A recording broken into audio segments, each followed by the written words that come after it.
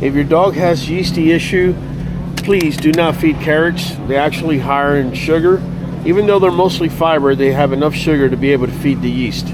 Like I said, we're gonna go ahead and pick up spinach. Just make sure you're not overdoing it with spinach. While we're doing this, let me just show you real quick. You do not feed any one of these fruits, okay? If you have a yeasty dog, do not feed any one of these fruits. Even though you'll look up on YouTube, can you feed mangoes, melon, cantaloupe, my bad, pineapples, watermelon. You could definitely feed that if your dog's not yeasty, but if they are, you want to stay away from them. We're going to be adding 5 anti-yeast additions. Amongst them, it's going to be sardines and water.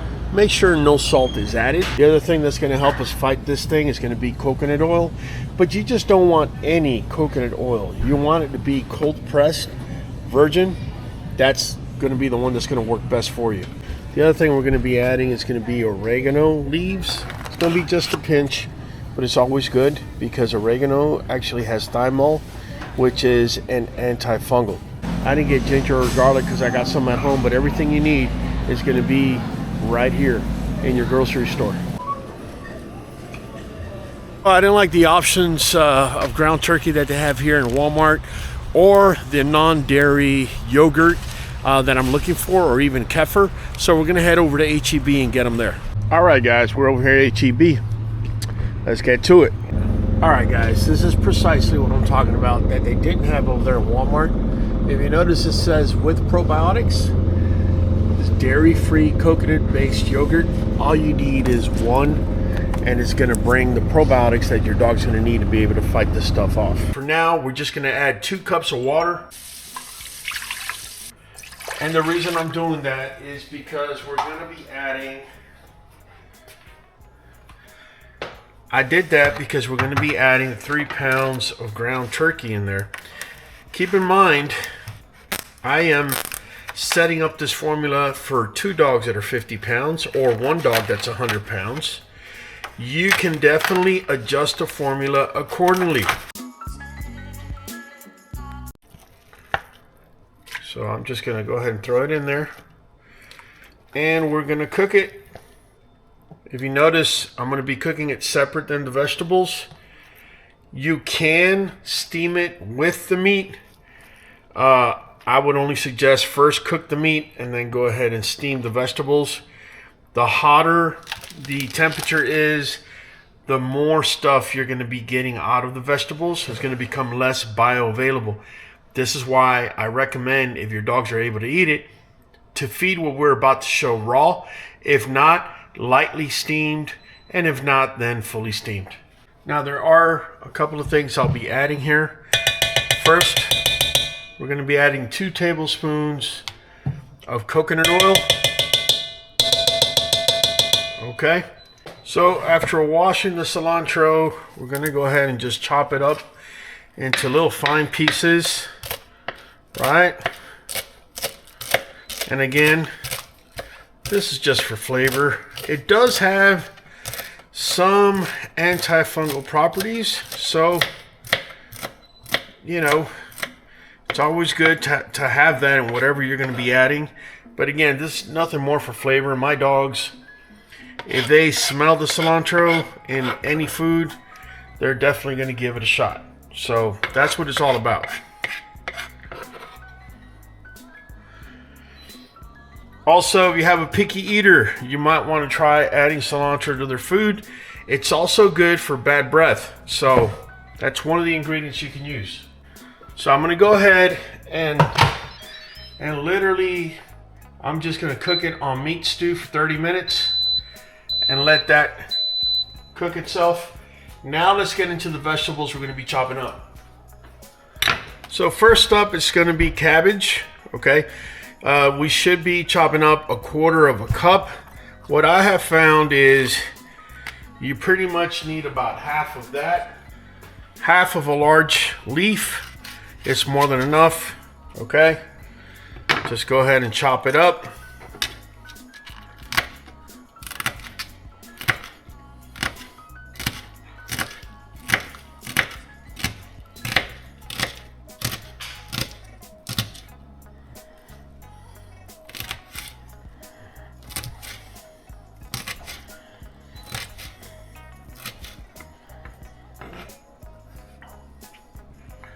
It looks like a lot, but it's actually not. You got to be a little careful with this next vegetable, which is broccoli. The suggestion is to feed half a cup. I'm going to let you know right now, if you haven't been feeding raw broccoli to your dogs, just start out with just one of these. That's going to be more than enough. Otherwise, this could actually get them pretty gassy. Just go ahead and chop it up.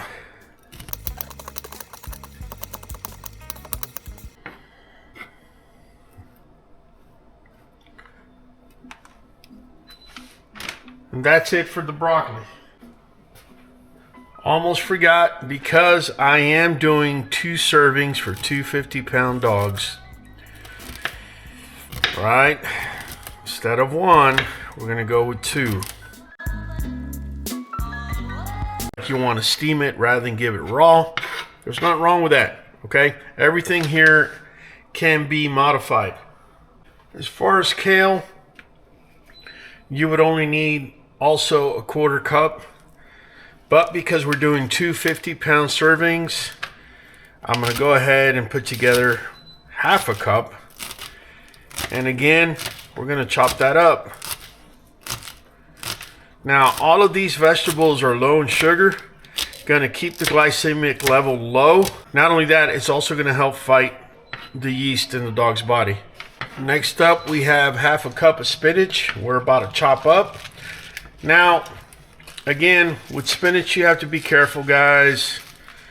If your dog suffers from kidney stones, this is one of those that you can skip. And if you like, you could definitely maybe add a little bit more kale if you're going to be skipping it. Everything is modifiable. All right. Next up, we have half a cup of zucchini. Going to run us right about there. We're going to go ahead and easily slice it up.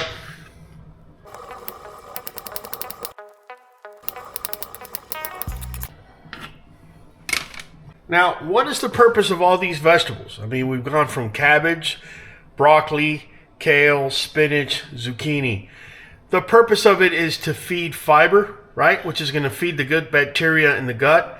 Also to keep sugar levels low, so that way we starve the yeast. And it also supports the detox pathways. Guys, this is a full-blown yeast detox. This is a simple way to detox your dog. It's going to take a little bit of time. We're going to be showing you the timelines, but this is the fastest way to reverse what's happening as far as yeast in your dog. Now, we're not done with adding things. We're going to add some, but before we do, I want to tell you what are the things you must eliminate right away. Eliminate rice, corn, peas, potatoes, sweet potatoes, kibble fillers, and sugary treats, including fruits. Right now, your dog needs not any more sugar than they already have in the system. That sugar is leading to internal inflammation, which is revealing itself as yeast to you. So the meat's been done. I did go ahead and throw the vegetables in there. I'm going to go ahead and lightly steam. This way you guys could see how we do it. Now we're just going to lightly steam it, and I'll show it to you here in a moment. So for now, what we're going to do is we're going to go ahead and chop the garlic. Now with garlic, I give an entire clove per 100 pounds of dog. These are 2 50-pound dogs, so we're going to give an entire clove. If it would have been just 1 50-pound dog, we're going to find the middle point. Now, with garlic, there's a lot of controversy. Google says it's bad for dogs. Older people and older breeders say it's great for dogs. Which one is true? The truth is, if you give the right amounts of garlic, garlic could be very beneficial for your dogs. Also, when you're giving garlic, you must either crush it or slice it like I'm doing here. And you got to let it sit for 15 minutes. Okay, and the reason you do that is because there's something inside of garlic called allicin, which is actually not good for dogs. But when you chop it up like I just did, what ends up happening is after 15 minutes, it reacts with air Allen turns into allinase, and it's actually a good thing for your dogs. At that point, you got to keep in mind that garlic is an antiviral, antibacterial, antifungal. This is really good stuff, because if your dog has a yeast infection, when his or her skin breaks, it becomes a medium or an entry point for opportunistic bacteria and viruses. That's where this stuff comes in. Recipe calls for half a tablespoon's worth of ginger. Again, just like the garlic, we washed it. Once washed, we're going to go ahead and chop it. The reason I'm finally chopping the ginger is not the same reason I'm finally chopping the garlic. The reason I'm finally chopping the ginger is because ginger has a pungent taste that my dogs really don't like. And so I gotta make sure I'm chopping it into small little itsy bitsy little pieces so that they don't get turned off by the flavor. We're done steaming the vegetables. This is what it looks like. This is what the steamed vegetables look like. All right. Now, if you notice, it's watery, right? We don't want to get rid of that water. Vegetables, they pretty much sweat out the vitamins. And so we want to make sure that we get as much of that in there as well. We're throwing in the garlic and the ginger. You recall in the supermarket I had gotten some oregano leaves. We're going to make sure, whoa, that's way too much. We're just going to grab a pinch of it and drop that in there. That's it. Don't be afraid to mix the ginger and garlic at this point. Just make sure that the meat and vegetables is not actively cooking. So we're letting it cool off. But I'm also trying to hide it right amongst the meat, in particular the ginger. Because my dogs at least, if they are to taste it directly, they probably won't eat it. Meanwhile, we're going to go ahead and open up our can of sardines. Recipe calls for 1 whole sardines for a 100-pound dog. Now, I've learned this throughout time. I'm putting that sardine water in there. The flavoring and the smell is going to entice the dogs to want to eat it, unless you have an unusual dog that doesn't like it. In that case, obviously don't add it. And I'm going to go ahead and add the entire can of sardines, guys. I can't go wrong with it, right? We're going to be adding more protein, the right type of fat.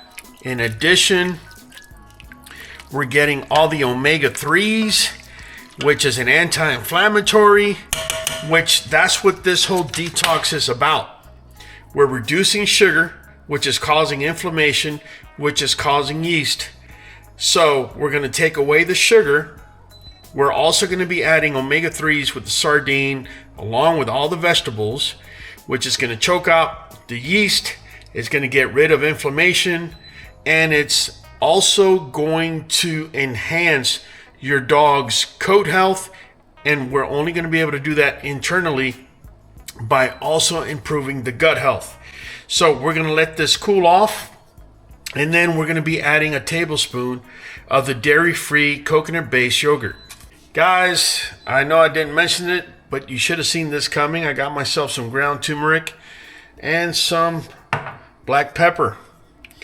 Black pepper, what it does is it allows for the absorption of up to 2,000% of turmeric. I pretty much got myself 2 pinches of turmeric, and I'm throwing that in there. Turmeric is an antifungal, also antibacterial, also anti-inflammatory. Now, as far as black pepper, every time I use it, someone writes, black pepper's bad for dogs. Listen, all we're doing is going around once, maybe twice, and that's it. And that's going to be spread around within this that we're doing. Now, if your dog has some sort of or is on any anti-clot medication or is about to go to surgery, you do not want to give them ground turmeric. It's too strong of an anti-inflammatory. In fact, if your dog's going to be going to surgery or is having any type of clotting issues, you definitely need to talk to your vet before you're giving them this, because there is a lot of anti-inflammatory properties within the ingredients that we've added, and it may affect clotting factors at the time that the surgery is done. All right, so this is now cool, actually lukewarm to cool. So we're going to go ahead and add an entire spoonful's worth of our yogurt, right? That's nothing more than non-dairy coconut yogurt. And we're going to add it to this. And every time that we feed it to our dogs, we're going to be adding it to it. That way they get the right amounts of probiotics, right? Lactobacillus in particular. That's what we want inside of the gut in order to be able to fight yeast. Keep in mind, we're working against anti-inflammatory effects, immune overreaction. The timeline for this is not going to work overnight, guys. This is something that you're going to have to be giving for up to 8 weeks in order to regulate your dogs completely. I do recommend that you change out the proteins. So today we fed turkey, tomorrow we could feed chicken or beef or any other protein. Just keep the proteins, changing them over so your dog doesn't get tired of this. But this right here is very effective and our dogs love it. You can see how much my dogs are loving it. Look, look, look, look. So I'm going to go ahead and serve them. I'm going to go ahead and serve them and let them eat. There we go. She is loving it. Huh? Look at the coat. Look at the coat. You see nothing on the coat. Nice and smooth. Look. Nice, smooth, clean. Yeah. Yeah, this is it. Now, I don't have any dogs with yeast issues at this point. I've had them in the past. And it is because of that experience that I've learned that this is the fastest and easiest way to combat it. So let me just tell you guys this right now. Right now I got my father-in-law holding the bowls for the dogs. Let me just tell you this right now. You could always go to your vet and your vet's going to give you some sort of steroid. Make no mistake about it. Steroids is actually going to raise the blood sugar in the blood and it's going to hide the symptoms. So what ends up happening is the minute you take your dog off of whatever steroid they're putting you on, the dog's going to show yeast issues or yeast symptoms immediately. In reality, you're postponing the problem and even making it worse. So don't fall into that trap. There's one other thing that we give our dogs, and that's nothing more than Nuvet and NuJoint DS. Nuvet, which is what I just gave, is going to help the immune system. And NuJoint DS, which I'm giving now, is the anti-inflammatory your dog needs. That's what keeps our dogs healthy with amazing coat. Just know that using natural recipes is the best way to go. It's not going to be immediate, but if you use it as maintenance, it's going to work.